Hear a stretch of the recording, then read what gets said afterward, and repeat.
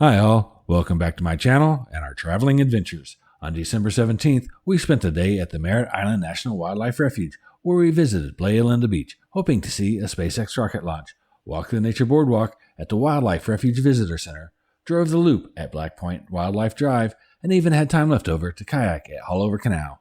Join us on today's adventure.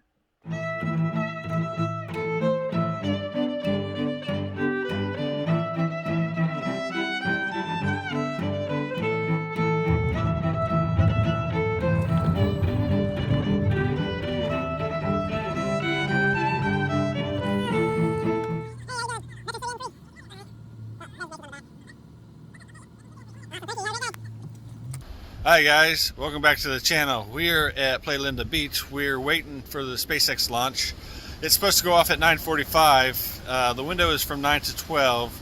It's still pretty cloudy and rainy, so we'll see if it actually goes off. It's kind of chilly too. It's 66 degrees. And SpaceX has to abort for today after leaving us hanging for a while. But they are targeting tomorrow. Again, the launch window for the Falcon 9 rocket opens at 9 a.m. and lasts until noon. Hopefully we get a show tomorrow.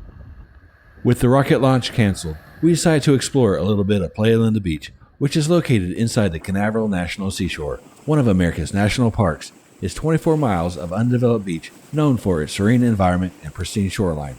Be warned, there is a clothing optional area, which is the last parking area along the stretch of the National Seashore. Since the weather was still a bit cold, we next visited the Merritt Island Wildlife Refuge Visitor Center, a nice place to stop at, which usually is a place where you can pay the admittance fee if you want to drive on Black Point Drive. Inside the visitor center was closed, but the boardwalk was open for guests. The boardwalk is almost a half-mile loop trail, which is primarily used for walking, nature trips, and bird watching. Occasionally you might see an alligator near the water here.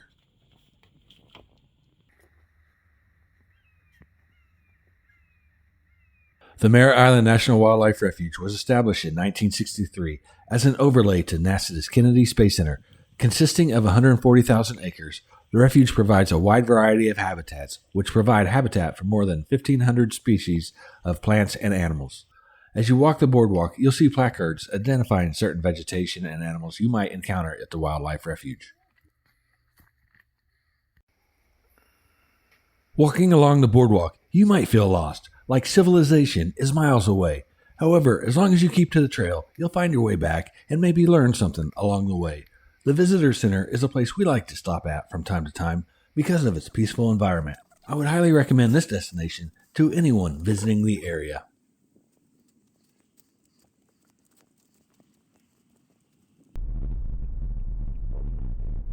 With the weather still fairly cold for kayaking, we decided to spend more time enjoying the Merritt Island Wildlife Refuge by driving through Black Point Wildlife Drive.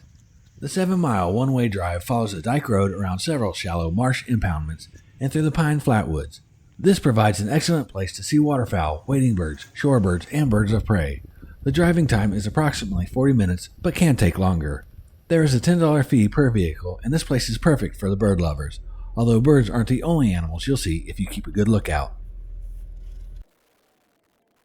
When driving through Black Point Wildlife Drive, you may find you want to pull over to get a better view of some of the animals. This is allowable, and some people may even get out of their car and take that perfect picture of the wildlife. Just remember to pull over enough so that other vehicles can pass by. Also be mindful if you get out of your vehicle, there could be alligators, since this is their habitat. Don't approach or feed the wildlife, and when planning for this trip, they say the wildlife is most active in the early morning or late afternoon.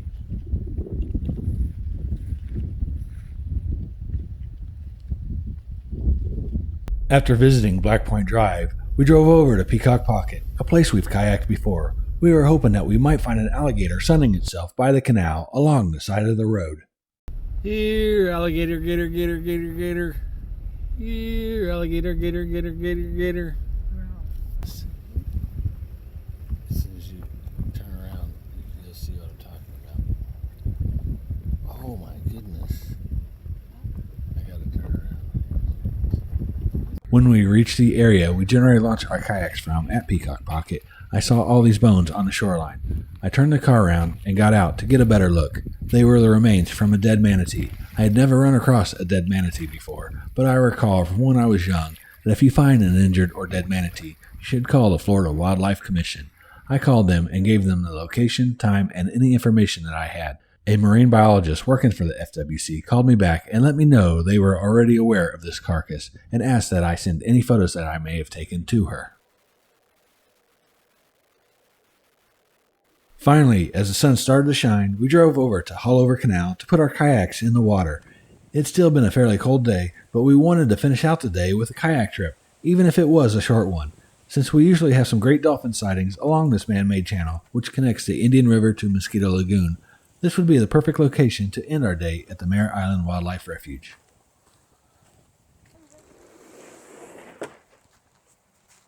Our plan was to paddle up the canal, past the drawbridge, over to Mosquito Lagoon, then paddle back. Mosquito Lagoon is an area that we'd like to watch a rocket launch from sometime in the future. That is, if the weather is cooperative. There is a manatee observation area to the left past the drawbridge, but with the cold weather today, it's highly unlikely we will see any. We didn't have to paddle out very far before the dolphins showed themselves. In fact, we captured one of the best tail slaps I've seen up close. I have a feeling this is going to be a great day out on the water.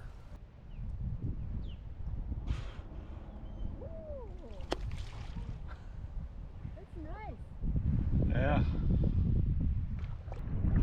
As difficult as it was to leave this area where the dolphin were, we wanted to get a bit of paddling in. Hopefully there would be more dolphin along the way. We paddled toward the Mosquito Lagoon.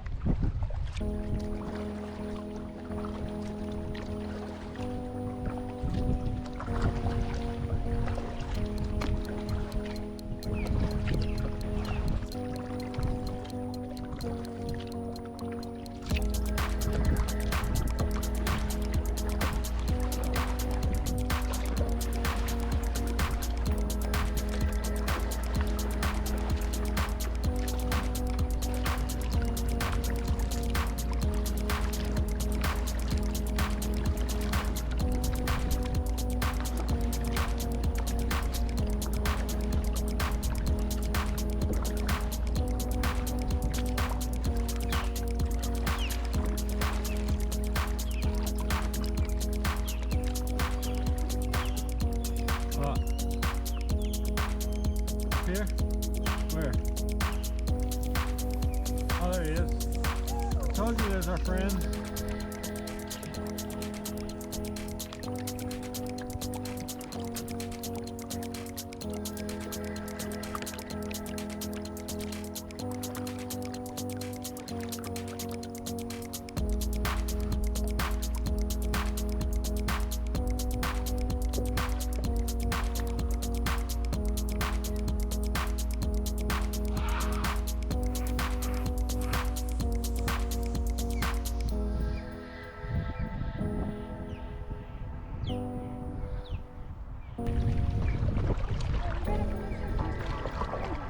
Okay. Okay. Oh no. Yeah.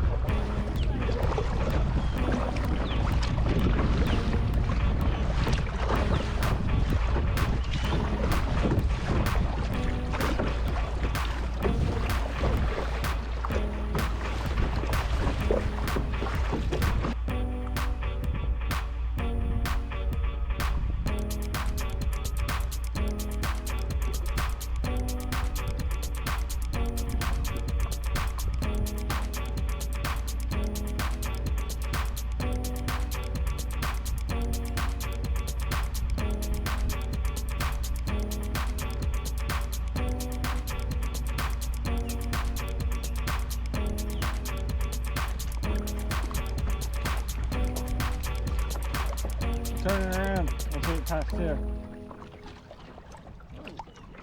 After paddling up the canal and back, we were greeted again by the dolphin, and this time stuck around to watch them. You don't believe it. It's close right behind you. Right here, behind you. Woo! Is it someone?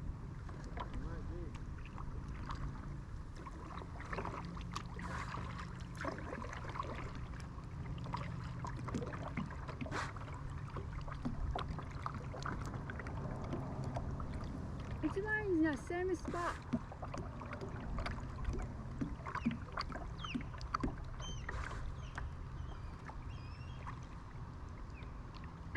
side shot.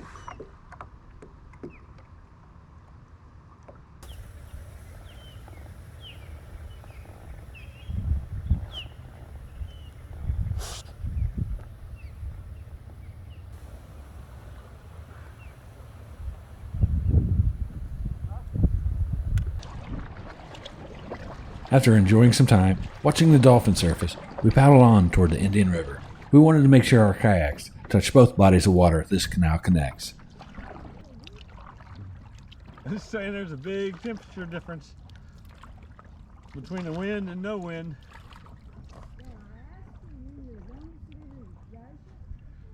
No. This is Florida, it's not supposed to get cold. This canal is usually very busy with boat traffic, which you might have seen in my previous videos when we've kayaked the Haulover Canal. But today the boat traffic was unusually light, which was nice.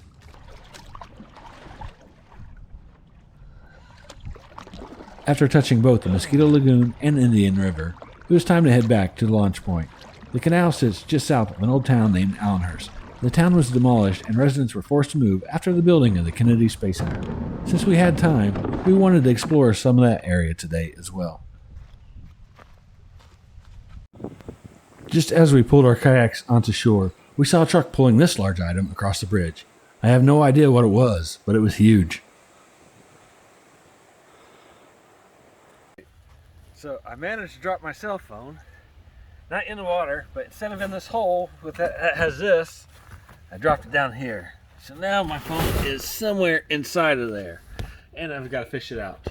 Let me see it there. Wait, go back.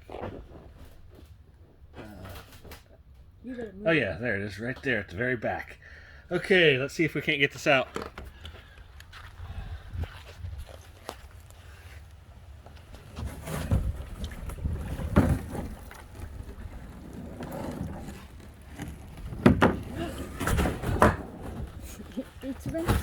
Did it go forward? How far did it go? Aha! Just enough. Ta-da! And now it's wet. Before exploring Allenhurst, I wanted to load up the kayaks and tie them down. That way everything was properly secured while we were gone. Allenhurst used to be a primary sports fisherman community. When the government annexed the land for the Space Center, Allenhurst and 12 other communities were displaced. I was curious if there were any remnants left that would give a hint that there was once a thriving town.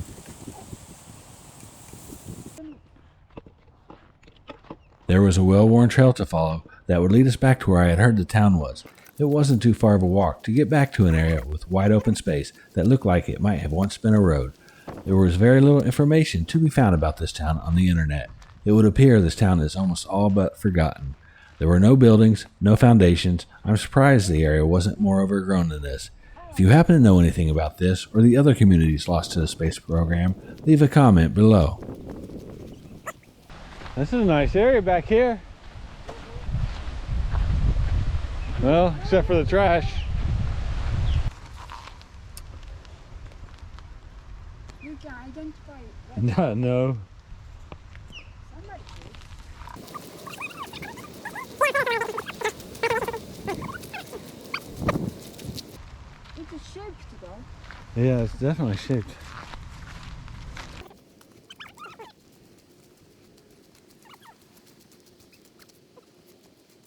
After walking around a bit, it was time to head back to the car and end the day with a spectacular sunset. If you ever visit the Merritt Island Wildlife National Refuge area, there's plenty to see. There's even more that we hadn't explored yet. I hope that you enjoyed this video. Please let us know by clicking that like button. And if you're new to this channel, consider also clicking that subscribe button so you can follow us on our next adventures. Check us out on Facebook and Instagram. Until the next time, I hope to see you out on the water someday.